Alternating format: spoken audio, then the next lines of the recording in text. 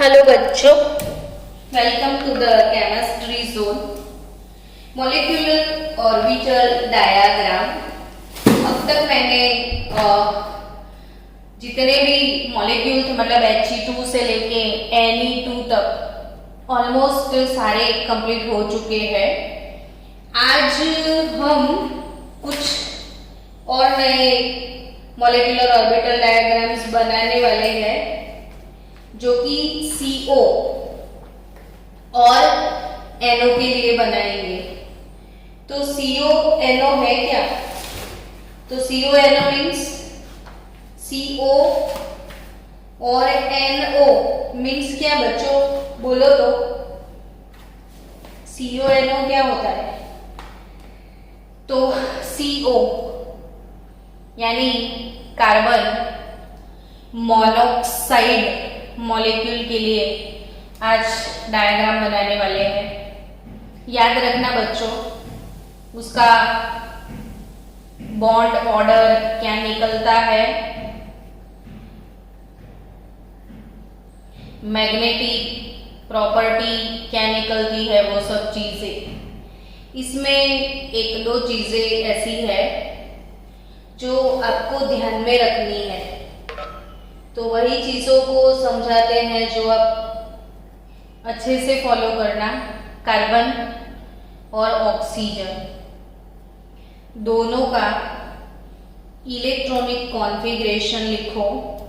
तो कार्बन का atomic number है 6 और ऑक्सीजन का एटॉमिक नंबर है 8। देखो यहाँ पे दोनों का कॉन्फ़िगरेशन अलग अलग होगा। कार्बन का कॉन्फ़िगरेशन है 1s 2s 2p के अंदर 3 2px 2py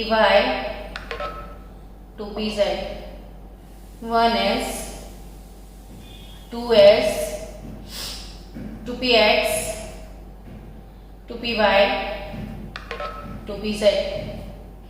अब 6 इलेक्ट्रॉन, तो 2 प्लस 2 4 2px1 2py1 6 हो गए। इसमें 1s2 2s2 2px2 2 2 4 2 6 7 8। तो ये carbon oxygen. Now total number of electron in system सबसे पहले कैलकुलेट करना पड़ेगा बच्चों। क्यों टोटल नंबर? तो पैटर्न डिसाइड करना पड़ेगा ना कि देयरफॉर आएगा कि देयरफॉर बिकॉज आएगा। तो वो पैटर्न के लिए खास हमको याद रखना है कि इसमें 14 इलेक्ट्रॉन होंगे। कैसे? तो कार्बन के 6 ऑक्सीजन के 8। तो सिस्टम में टोटल इलेक्ट्रॉन कितने होंगे? 40। और जब 14 इलेक्ट्रॉन है तो पैटर्न कौन सा होगा? यहाँ पे याद रखना है आपको पैटर्न। तो अगर 14 इलेक्ट्रॉन है तो जो p ऑर्बिटल का पैटर्न मैंने सिखाया है, देयरफॉर एंड देयरफॉर, समझे आप? p ऑर्बिटल अगर 14 या लेस देन 14 है तो देयरफॉर एंड देयरफॉर, और ग्रेटर देन 14 है तो देयरफॉर बिकॉज। चलो अब मॉलिक्यूलर ऑर्बिटल डायग्राम की शुरुआत की जाए। यहाँ पे ध्यान रखने वाली चीजें मैं आपको बताती जाऊंगी। Atomic orbitals of carbon, atomic orbitals of oxygen, molecular orbitals of CO molecule।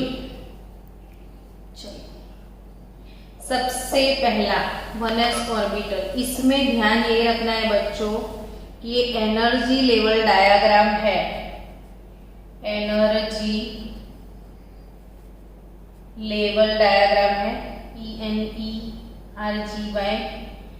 तो जैसे आप बॉटम टू टॉप जाओगे एनर्जी इंक्रीज होगा ना। तो हम करते थे क्या, ये कार्बन की है तो यहाँ पे समझो कि कार्बन और ऑक्सीजन, तो कार्बन की जो 1s ऑर्बिटल है और ऑक्सीजन का जो 1s ऑर्बिटल है, दोनों का एनर्जी लेवल सेम नहीं होगा, दोनों के अपने अपने डिफरेंट एनर्जी लेवल होते हैं। अब आपको पता है कि 1 to 10 जो है उसमें ऑक्टेट क्लियर नियॉन का है, यानी नियॉन स्टेबल है। तो जैसे जैसे नियॉन की तरफ जाएंगे तो एनर्जी लेवल डाउन होता जाएगा, यानी कार्बन 6 पे है, ऑक्सीजन 8 पे है, तो ऑक्सीजन की 1s का 1s ऑफ ऑक्सीजन उसका energy level less than that of 1s of carbon, यानी कि इसको इसी लेवल पे हम नहीं दिखाएंगे, उससे थोड़ा नीचे के लेवल पे दिखाना है। ये चीज यहाँ पे ध्यान में रखनी है। एनर्जी लेवल जो है दोनों का सेम लेवल पे नहीं दिखा सकते आप, क्योंकि जो ऑक्सीजन का 1s ऑर्बिटल है वो लोअर एनर्जी ऑर्बिट है कार्बन की कंपैरिजन में।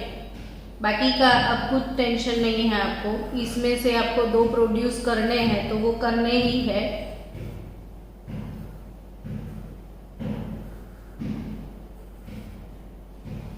एग्जाम में आप पेंसिल से ड्रॉ करना। ये sigma 1s, sigma star 1s,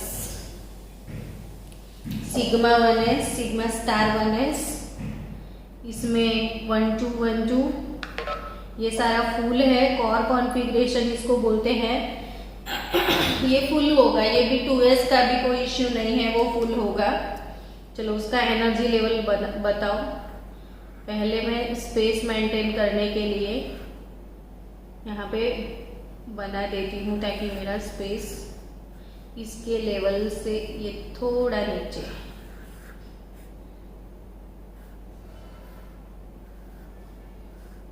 यहाँ जरूरी नहीं कि आप सर्कल बनाओ, आप स्क्वायर भी बना सकते हो। तो ये है हमारा सिग्मा 2s ऑर्बिटल, ये सिग्मा स्टार 2s ऑर्बिटल। अब 1 2 1 2 1 2 1 2 डन, कोर कॉन्फ़िगरेशन होगा। जो भी है अब है p ऑर्बिटल 1 2 3 2px 2py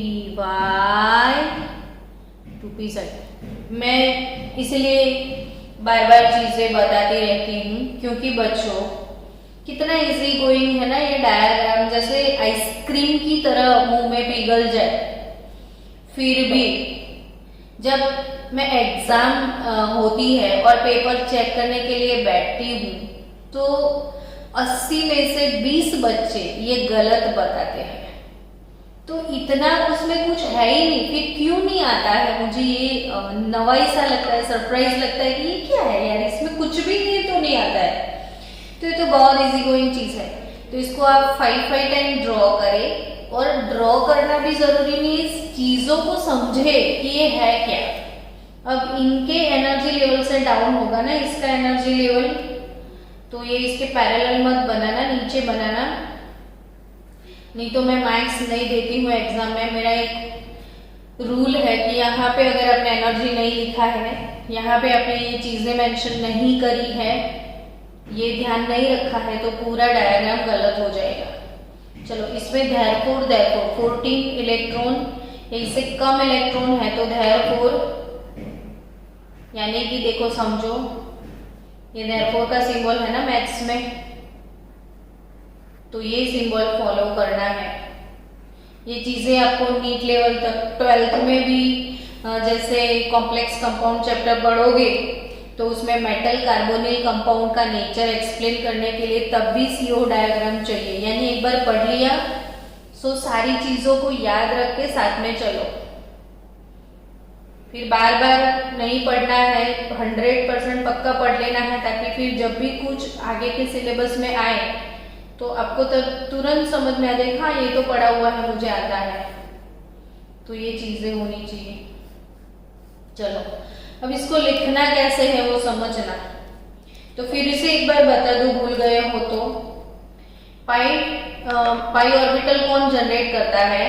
तो 2px प्लस 2px ओवरलैपिंग से पाई बनेगा, py ओवरलैपिंग से भी पाई बनेगा। तो ये जो साथ में है ये पाई और पाई है, एक पाई 2px दूसरा पाई 2py। तो याद रखना कि पाई 2px और पाई 2py दोनों का एनर्जी लेवल सेम है, तभी वो कपल में ही रहते हैं। अकेला कौन है? तो z वाला, और वो सिग्मा है, तो ये सिग्मा 2pz। ये वाला सिग्मा स्टार 2pz। स्टार वाले एंटी बॉन्डिंग, बिना स्टार वाले बॉन्डिंग, नीचे नीचे वाले बॉन्डिंग, ऊपर ऊपर वाले एंटी बॉन्डिंग। ये हाई एनर्जी लेवल, ये लो एनर्जी लेवल। ये pi star 2px, pi star 2py, sigma star 2pz। अब इलेक्ट्रॉन 2px, अब कार्बन दोनों साइड इलेक्ट्रॉन अलग अलग होंगे, वो ध्यान रखना है।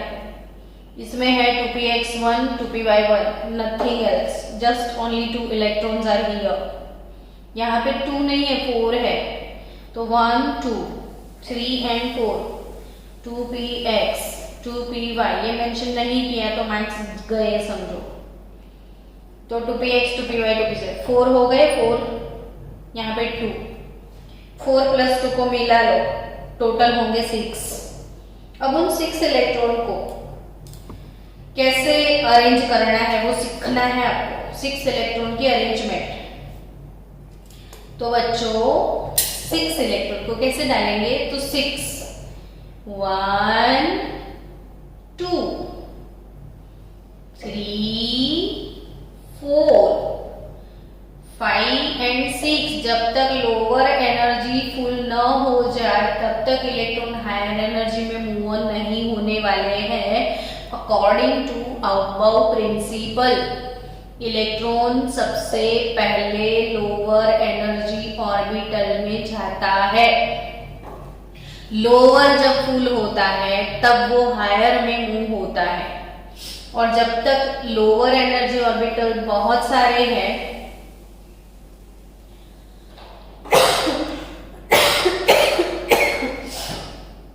सॉरी,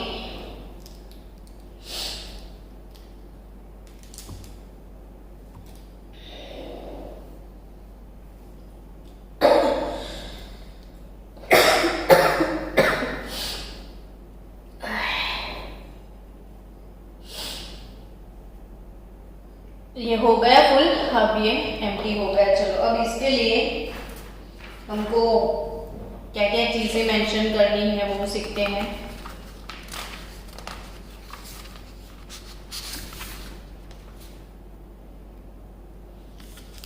आप मुझे आज शाम तक जितने भी एनर्जी लेवल डायग्राम है 1 to 10 और उसके साथ साथ CO और आपका होमवर्क रहेगा NO, आप मुझे बना के भेजोगे। NO nitric oxide. अब इसका इलेक्ट्रॉनिक कॉन्फ़िगरेशन ऑफ CO। तो ये जो है ना, ये sigma 1s, sigma star 1s, sigma 2s, sigma star 2s। तो एक और कॉन्फ़िगरेशन है, वो तो आंख बंद करके अब आप लिख सकते हो कि सिग्मा 1s, फिर सिग्मा स्टार 1s, फिर आता है सिग्मा 2s, फिर आएगा सिग्मा स्टार 2s, और वो सब तो फुल है। सो ये तो ऐसे ही आप लिख दोगे, नहीं लिखोगे तो सिर्फ के लिख देना कॉन्फ़िगरेशन तो भी चलेगा। फिर उसके बाद कौन होगा? पाई होंगे। तो उसके बाद वाले हैं pi 2px is equal to pi 2py, और दोनों में कुल मिला के 4 इलेक्ट्रॉन। फिर है सिग्मा 2pz, इसमें 2 इलेक्ट्रॉन, फिर सब बाकी सब एम्प्टी वैकेंट है तो मत लिखना। चलो नेक्स्ट चीज बॉन्ड ऑर्डर। बॉन्ड ऑर्डर तो बॉन्ड ऑर्डर जो है वो निकालते हैं। तो फॉर्मूला आपको याद हो गया होगा ना। बॉन्ड ऑर्डर कैलकुलेट करने का फॉर्मूला बताओ बच्चों। फास्ट बॉन्ड ऑर्डर कैसे कैलकुलेट करते हैं बच्चों? Half into bracket number of bonding minus number of anti bonding, यानी कि हाफ बॉन्डिंग 2 + 2 4 4 + 2 6 8 10। तो बॉन्डिंग इलेक्ट्रॉन कितने हैं? 10। अब नंबर ऑफ एंटी बॉन्डिंग 2 + 2 4 + 4, तो 4 एंटी बॉन्डिंग है। तो 10 - 4 6/2 यानी ट्रिपल बॉन्ड। तो याद रखना C और O जो है उन दोनों के बीच में ट्रिपल बॉन्ड है, यानी 14 इलेक्ट्रॉन पे ट्रिपल बॉन्ड आता है। तीसरी चीज magnetic property. Magnetic property 2 type के होते हैं। फिर से एक बार और बता दूं कि एक जो होते हैं वो मैग्नेट से अट्रैक्ट होते हैं, जो कि होते हैं पैरामैग्नेटिक। पैरामैग्नेटिक उनको बोलते हैं जो मैग्नेट टुवर्ड्स अट्रैक्ट होते हैं, और जो मैग्नेट से दूर दूर दूर भागते हैं वो है डायमैग्नेटिक। पैरामैग्नेटिक कौन होगा? तो उत्तर प्रदेश यानी यूपी, यानी जिसके अंदर अनपेयर्ड इलेक्ट्रॉन है वो paramagnetic. UP Uttar Pradesh unpaired paramagnetic. Diamagnetic कौन? तो सारे इलेक्ट्रॉन जिसमें पेयरिंग में होते हैं। See here pairing pairing pairing pairing pairing pairing सब कुछ पेयरिंग पेयरिंग सा है। No unpaired electron, no pain no gain. तो यहां पे लिख सकते हो आप no unpaired electron, so it is diamagnetic. It is diamagnetic. अब आपका होमवर्क, आपको N2 plus N2 + 2 N2 - 1 N2 - 2 इसके डायग्राम्स बना के बॉन्ड ऑर्डर निकालने हैं। अब मैं आपको थोड़े शॉर्टकट ट्रिक सिखाने वाली हूँ। तो आज के शॉर्टकट ट्रिक थोड़े बहुत सीखते हैं, लेकिन एक चीज अभी शायद आपको किसी ने बोल दिया कि CO+ मॉलिक्यूल का मॉलिक्यूलर ऑर्बिटल डायग्राम बनाओ। तो CO+ का मतलब क्या? तो ये CO है ना, तो CO+ क्या होता है? तो CO+ ये होता है CO एक इलेक्ट्रॉन लूज करेगा तो बन जाएगा CO+। तो ये CO को इलेक्ट्रॉन लूज करना है, तो कौन सा इलेक्ट्रॉन लूज करेगा? तो जो सबसे लास्ट आता है, तो सबसे लास्ट वाला ये होगा। तो इसको निकाल दो, समझे आप? मैंने CO से क्या बनाया? CO+। अब एक इलेक्ट्रॉन चला गया तो काफी कुछ चेंज आ गया। क्या चेंज आ जाएगा? तो बॉन्ड ऑर्डर बदल जाएगा। एक तो अभी बॉन्ड ऑर्डर क्या हो जाएगा? तो क्या था पहले? 10 था ना, 10 - 4 था। तो अब ये तो 10 नहीं 9 हो गए, 10 के बदले 9 हो गए ना, तो 9 - 4 हो जाएगा, तो 5/2 हो जाएगा, तो 2.5 आएगा। अब आप सोचोगे बॉन्ड ऑर्डर फ्रैक्शन में कभी आता है? तो यस, बॉन्ड ऑर्डर के लिए हमेशा एक चीज आप याद रखना कि बॉन्ड ऑर्डर में भी 0, बॉन्ड ऑर्डर में भी पॉजिटिव, बॉन्ड ऑर्डर में भी पॉजिटिव, वो हमेशा पॉजिटिव ही होता है। सो बॉन्ड ऑर्डर में भी फ्रैक्शन, यानी जब 0 बॉन्ड ऑर्डर आपको आया होगा BE2 में 0 0 आया होगा, He2 में आपका बॉन्ड ऑर्डर 0 आया होगा, Ne2 में आपका बॉन्ड ऑर्डर 0 आया होगा। यानी 1 से लेके 10 तक Be2, He2, Ne2 का बॉन्ड ऑर्डर 0 होगा। It means that these molecules are unstable। बच्चों, ये बॉन्ड ऑर्डर से स्टेबिलिटी डिसाइड होती है। बॉन्ड ऑर्डर क्या डिसाइड करता है? स्टेबिलिटी। तो जिसका बॉन्ड ऑर्डर 0 या नेगेटिव आया, तो समझो कि नेगेटिव और 0 तब आता है जब वो अनस्टेबल होता है, यानी कि वो मॉलिक्यूल कभी बनेगा नहीं। तो Be2, He2, Ne2 does not exist, ये चीज याद रखनी है। तो बॉन्ड ऑर्डर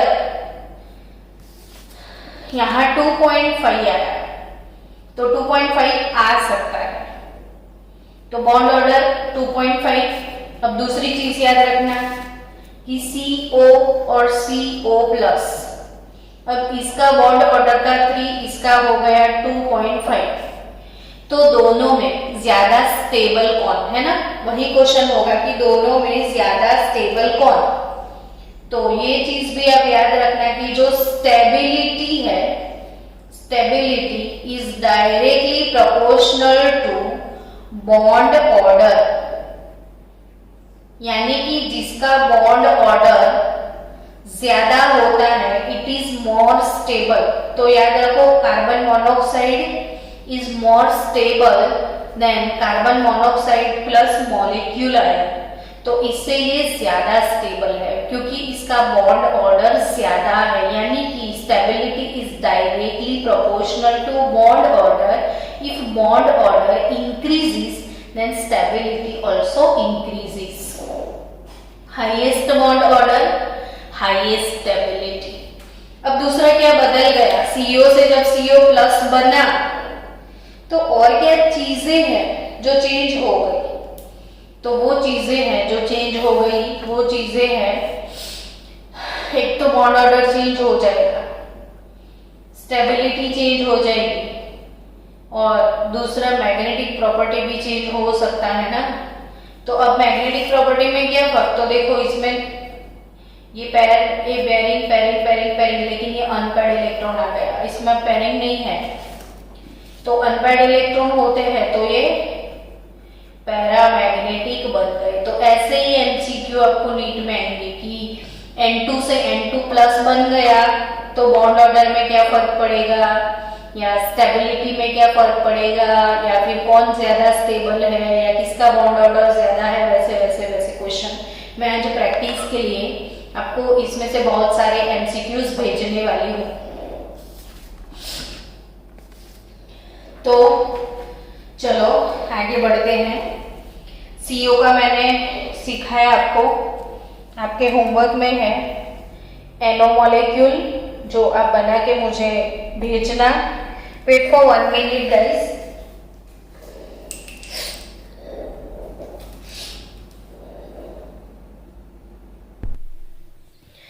अब स्टूडेंट आपको और कौन सी चीजें सीखनी है आज? हाँ, तो एक शॉर्टकट ट्रिक आपको सिखाने वाली हूँ। तो शॉर्ट ट्रिक्स में सबके बॉन्ड ऑर्डर वगैरह, स्टेबिलिटी वगैरह कैसे डिसाइड करोगे। तो अगर आपके पास क्वेश्चन है कि O2 plus 2, O2 minus 2, O2 minus 1, O2 plus 1, ये वाली स्पीसीज इतनी सारी आपको दी है। नाउ अगर आपके पास क्वेश्चन है कि अरेंज देम, इसमें कोई भी क्वेश्चन आ सकता है कि इंक्रीजिंग ऑर्डर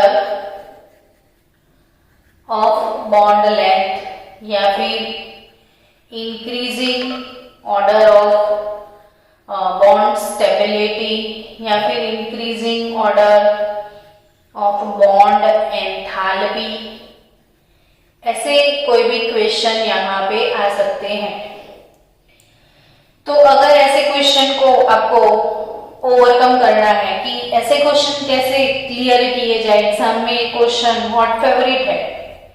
मैंने बहुत सारे नीट के पेपर्स में क्वेश्चन देखा है, बोर्ड में देखा है, तो ये सबका फेवरेट क्वेश्चन है। तो इसको कैसे आपको इजीली सॉल्व करना है वो मैं सिखा देती हूँ। अब आपने अब तक जितने मॉलिक्यूलर डायग्राम बनाए, इसमें C2 बनाया होगा, N2, फिर O2 और फिर F2। सिर्फ आपको इतना याद रखना है, C2, N2, O2, F2। अब C2, N2, O2, F2 में सबके नंबर ऑफ इलेक्ट्रॉन आप याद रख लो और बॉन्ड ऑर्डर। चलो C2 मॉलिक्यूल आपने बनाया है ना नोटबुक में, तो इसमें टोटल नंबर 6 + 6 12 इलेक्ट्रॉन होंगे। इसमें टोटल नंबर ऑफ इलेक्ट्रॉन 14 होगा। इसमें टोटल नंबर ऑफ इलेक्ट्रॉन 18 होगा और इसमें टोटल नंबर ऑफ इलेक्ट्रॉन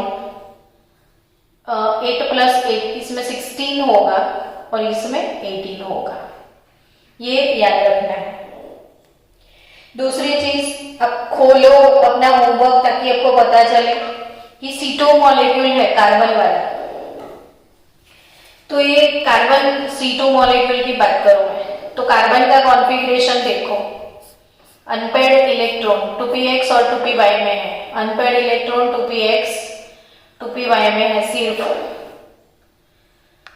तो कार्बन जो है, तो कार्बन के बीच में C2 कार्बन के बीच में डबल बॉन्ड बनेगा और दोनों ही पाई बॉन्ड होंगे। C2 मॉलिक्यूल में 2p(x) एक बॉन्ड बनेगा, दूसरा 2p(y) बॉन्ड बनेगा, तो दोनों ही पाई बॉन्ड होंगे C2 मॉलिक्यूल में। वैसे ऑक्सीजन मॉलिक्यूल में भी O डबल बॉन्ड O है, तो ये दोनों पाई बॉन्ड है। तो ये चीज याद रखना कि C2 मॉलिक्यूल, तो इसमें बॉन्ड ऑर्डर 2 होगा, नाइट्रोजन में बॉन्ड ऑर्डर 3 होगा, ऑक्सीजन के अंदर बॉन्ड ऑर्डर 2 होगा और फ्लोरीन के अंदर 1 होगा। तो आपको याद रखना है 12 इलेक्ट्रॉन पे 2। जब 14 इलेक्ट्रॉन है तो बॉन्ड ऑर्डर 3। देखो अभी आपने देखा कार्बन मोनोऑक्साइड बनाया था, कार्बन मोनोऑक्साइड में टोटल इलेक्ट्रॉन 14 थे, तो बॉन्ड ऑर्डर आपने 3 निकाला था। तो ऑब्वियसली जिसमें भी 14 इलेक्ट्रॉन होंगे तो ऑटोमेटिकली बॉन्ड ऑर्डर 3 ही होगा, क्योंकि 14 में यही अरेंजमेंट आएगा, दूसरा नहीं आएगा। तो यही चीज कि 12 इलेक्ट्रॉन पे हमेशा डबल बॉन्ड रहते हैं, 14 इलेक्ट्रॉन पे हमेशा ट्रिपल आ जाते हैं, 16 इलेक्ट्रॉन पे डबल बॉन्ड आ जाएगा और 18 पे 1 आ जाएगा। अब आप सबका बॉन्ड ऑर्डर निकालना चाहते हो तो O2 + 2, O2 -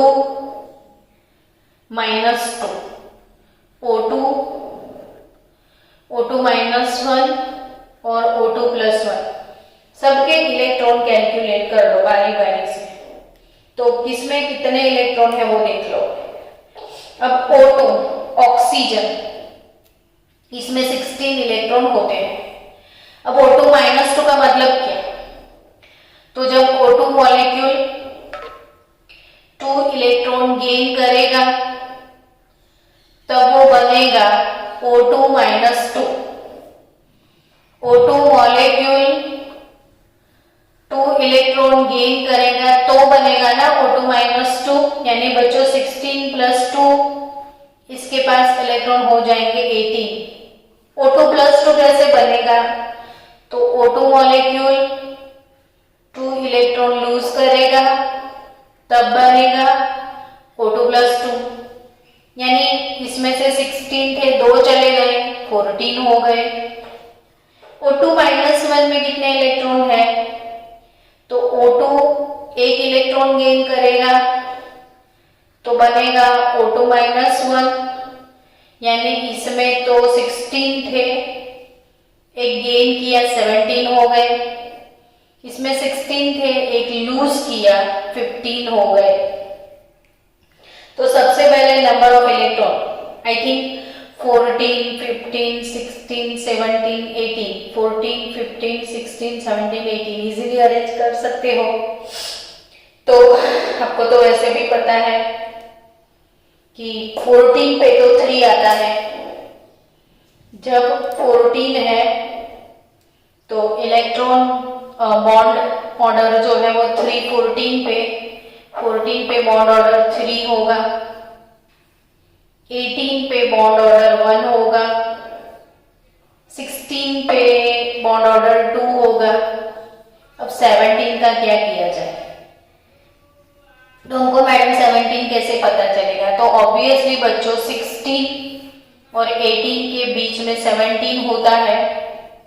16 और 18 आपको सिर्फ ये चीज याद कर लेनी है, बाय हार्ट कर लेनी है कि C2 12 electron double bond, N2 14 triple bond. और वैसे भी ना बच्चों आपको नहीं पता है N ट्रिपल बॉन्ड N ही होता है, O डबल बॉन्ड O होता है, F सिंगल बॉन्ड F होता है। ये कहाँ रटने की जरूरत है, ये तो बाय हार्ट होता है, बाय डिफॉल्ट ये मेमोरी आपके साथ है।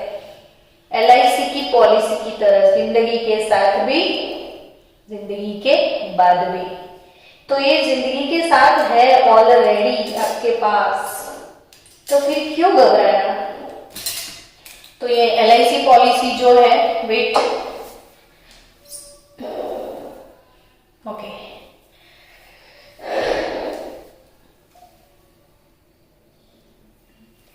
चलो इसमें C2 12 electron 2, N2 14 3, O2 16 2, F2 18 1। अब ये 17 का क्या किया जाए? तो वो 16 और 18 के बीच में है, तो 2 और 1 के बीच में 1.5 आता है, तो इसका बॉन्ड ऑर्डर हो जाएगा 1.5। अब O2 प्लस 1 का बॉन्ड ऑर्डर 15, तो 15 कहाँ आता है? तो 14, 15, 16, 14, 15, 16, तो ये 3 और 2 के बीच में क्या आता है? 2.5। समझ गए आप कि नहीं समझे आप? यानी बॉन्ड ऑर्डर देखो 14, 15, 16, 17, 18, जैसे जैसे नंबर ऑफ इलेक्ट्रॉन इंक्रीज होते गए बॉन्ड ऑर्डर डिक्रीज होता गया। तो आपको कोई भी बॉन्ड ऑर्डर का जो अगर इंक्रीजिंग बॉन्ड ऑर्डर पूछे तो आपको सिर्फ यही देखना है 14, 15, 16 वाला। तो 14 पे कौन है? O2 प्लस 2, 15 पे O2 प्लस 1, फिर 16 पे O2, फिर 17 पे O2 माइनस 1, फिर 18 पे O2 माइनस 2। कितना मस्त अरेंज हो गया, 2 1 0 माइनस 1 माइनस 2। तो आपको पता है हाईएस्ट इलेक्ट्रॉन O2 प्लस 2 में है 14, 15, 16, 17, 18। तो ये increasing order of number of electron, decreasing order of bond order, highest bond order O2 plus 2 का है। तो ये हो गया बॉन्ड ऑर्डर। तो बॉन्ड ऑर्डर का अगर पूछ लिया इंक्रीजिंग ऑर्डर बॉन्ड ऑर्डर का तो यही आएगा। लेकिन कभी आपको बॉन्ड ऑर्डर नहीं पूछा, स्टेबिलिटी पूछा है, तो बच्चों क्या घबराना। अगर ट्रिपल बॉन्ड होते हैं तो वो स्टेबल होगा। क्यों? क्योंकि वो जल्दी थोड़ी टूटेगा, आपको 3 बार तोड़ना पड़ेगा ना उसको, तब जाके टूटेगा। और इसको पहला तोड़ा, दूसरा बॉन्ड तोड़ा, तीसरा बॉन्ड तोड़ा, बाप रे बाप कितना एनर्जी देना पड़ेगा, यानी इसका बॉन्ड एनर्जी भी हाईएस्ट होगा। तो बॉन्ड ऑर्डर इंक्रीज हुआ तो बॉन्ड स्टेबिलिटी भी इंक्रीज होगा। और बॉन्ड देखो, बॉन्ड ऑर्डर इंक्रीज हुआ तो स्टेबिलिटी इंक्रीज होगा, तो बॉन्ड एंथैल्पी पूछे तो भी वो इंक्रीज होगा। यानी तीनों एक साथ, बॉन्ड ऑर्डर, बॉन्ड एंथैल्पी और स्टेबिलिटी, तीनों यही ऑर्डर में इंक्रीज होंगे। तो फिर इससे ऑपोजिट ऑर्डर में क्या इंक्रीज होगा? तो लेंथ। सबको बच्चों पता है और मेरे स्टूडेंट को बहुत अच्छे से पता है carbon carbon single 154, carbon carbon double 134, carbon carbon triple 120, bond order 1, bond order 2, bond order 3, bond order increase हुआ, लेंथ डिक्रीज हुआ, तो length is inversely proportional to bond order. Bond order अगर सबसे हाईएस्ट है, वही बॉन्ड लेंथ पूछे तो वो सबसे लोएस्ट होगा। तो ये आपका होमवर्क, आप फिर से एक बार समझ लो शॉर्टकट ट्रिक में, वीडियो रिवाइज कर करके देख लेना पीछे वाला portion. C2 12 electron 2, N2 14 electron 3, O2 17 electron 2 और F2 18 इलेक्ट्रॉन 1। तो ये चीज है। मैंने रेजोनेंस क्यों नहीं सिखाया था अब तक, तो रेजोनेंस के अंदर भी एक शॉर्टकट ट्रिक है कि ड्यू टू रेजोनेटिंग फॉर्मूला हम बॉन्ड ऑर्डर डिराइव कर सकते हैं।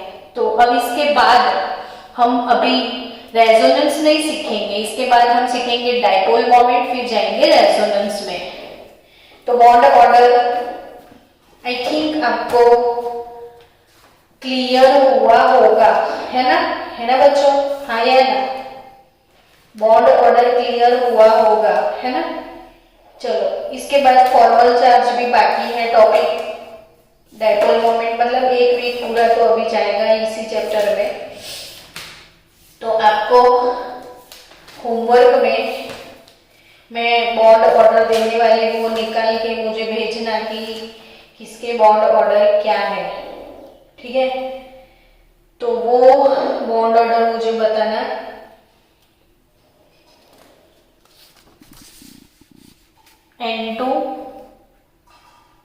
N2 plus 1,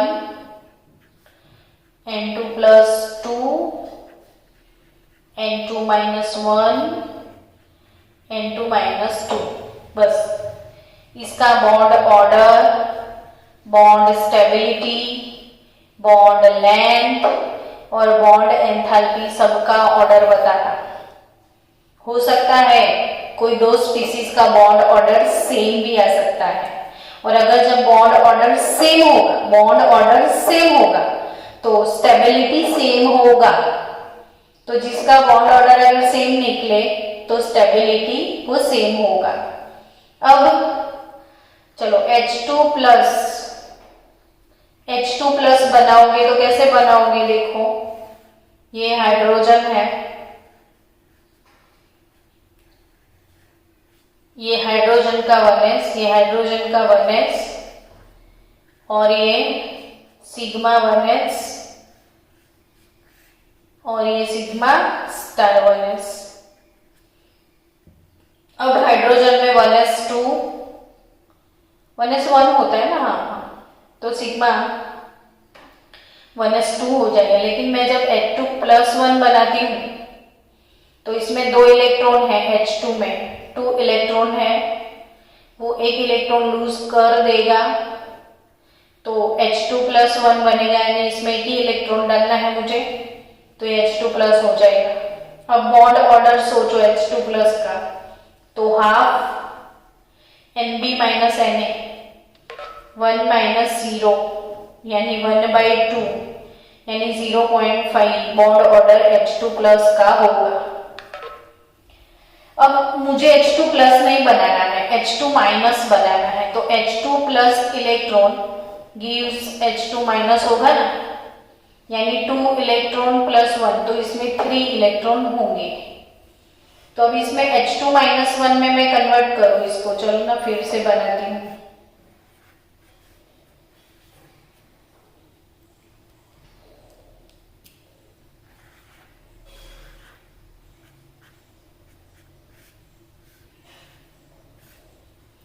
तो अगर मैंने इसका H2-1 बनाया तो 1 2 तो थे और 1 इलेक्ट्रॉन मुझे स्टार में डालना पड़ेगा, सिग्मा स्टार, तो ये सिग्मा 1s सॉरी।